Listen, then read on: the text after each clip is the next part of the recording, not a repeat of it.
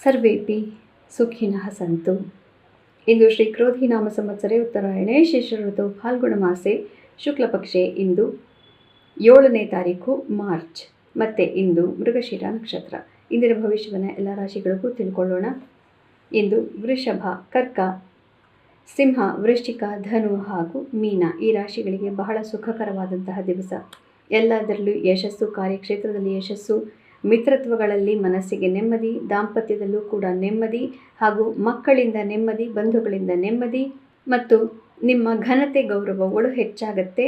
ಮತ್ತು ಹಿಂದಿನ 4-5 ದಿನಗಳಲ್ಲಿ ಮನಸ್ಸಿಗೆ ಇದ್ದಂತಹ ನಾನಾ ಕ್ಷೋಭೆಗಳಿಂದ ಇಂದು ಮುಕ್ತಿ ಪ್ರಾಪ್ತಿಯಾಗುತ್ತೆ.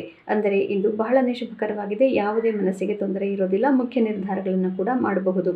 ಮಿಥುನ, ತುಲಾ ಮತ್ತು ಕುಂಭ ರಾಶಿಗಳಿಗೆ ಇಂದು ಸ್ವಲ್ಪ ಕಷ್ಟಕರವಾದಂತಹ ದಿವಸ. ಮುಖ್ಯ ನಿರ್ಧಾರಗಳು ಬೇಡ. 2 ದಿನಗಳ ನಂತರ ಎಲ್ಲ ನಿರ್ಧಾರಗಳನ್ನು ನೀವು ಮಾಡಬಹುದು.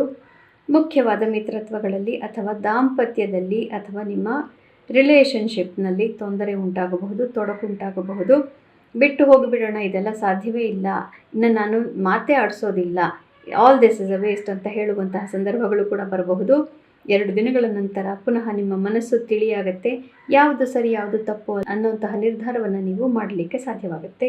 ಮೇಷ, ಕನ್ಯಾ ಮತ್ತು ಮಕರ ರಾಶಿಗಳಿಗೆ ಇಂದು ನಿಮ್ಮ ಸಂಸಾರವೇ ಮುಖ್ಯವಾಗುತ್ತೆ ಮತ್ತು ಹಣಕಾಸಿನ ವಿಷಯಗಳು ಮುಖ್ಯವಾಗುತ್ತೆ. ಯಾರ್ಯಾರು ಇನ್ವೆಸ್ಟ್ಮೆಂಟ್ ಇತ್ಯಾದಿಗಳನ್ನು ಮಾಡ್ತಾ ಇದ್ದೀರಿ ಮತ್ತು ನಿಮ್ಮ ಕುಟುಂಬಕ್ಕೋಸ್ಕರ ಯಾರು ಟ್ರೇಡಿಂಗ್ ಇತ್ಯಾದಿಗಳನ್ನು ಮಾಡಿ ನಿಮ್ಮ ಧನವನ್ನು ಕೂಡಿಡ್ತಾ ಇದ್ದೀರಿ ಅಂತಹವರಿಗೆ ಈ ದಿನದಲ್ಲಿ ನೀವು ಮಾಡುವ ನಿರ್ಧಾರಗಳು ಮುಖ್ಯವಾಗುತ್ತೆ. ಮನೆಯವರನ್ನು ಕೇಳಿ ಅವರ ಜೊತೆ ಮಾತುಕತೆಯನ್ನು ಮಾಡಿ ನಿರ್ಧಾರವನ್ನು ಮಾಡಿ. ನೀವು ಒಬ್ಬರೇ ಯಾವ ನಿರ್ಧಾರವನ್ನು ತೆಗೆದುಕೊಳ್ಳೋದಕ್ಕೆ ಹೋಗಬೇಡಿ. ಮತ್ತು ನಿಮ್ಮ ಅಭಿಮಾನ ನಿಮ್ಮ ಪ್ರೀತಿ ಪಾತ್ರರ ಮಧ್ಯೆ ಬರದಂತೆ ನೋಡಿಕೊಳ್ಳಬೇಕು. ಪುನಃ ನಾಳೆ ನಿಮ್ಮ ದಿನ ಭವಿಷ್ಯದೊಂದಿಗೆ ಭೇಟಿಯಾಗೋಣ. ಅಲ್ಲಿವರೆಗೂ ಎಲ್ಲರಿಗೂ ಶುಭಮಸ್ತು.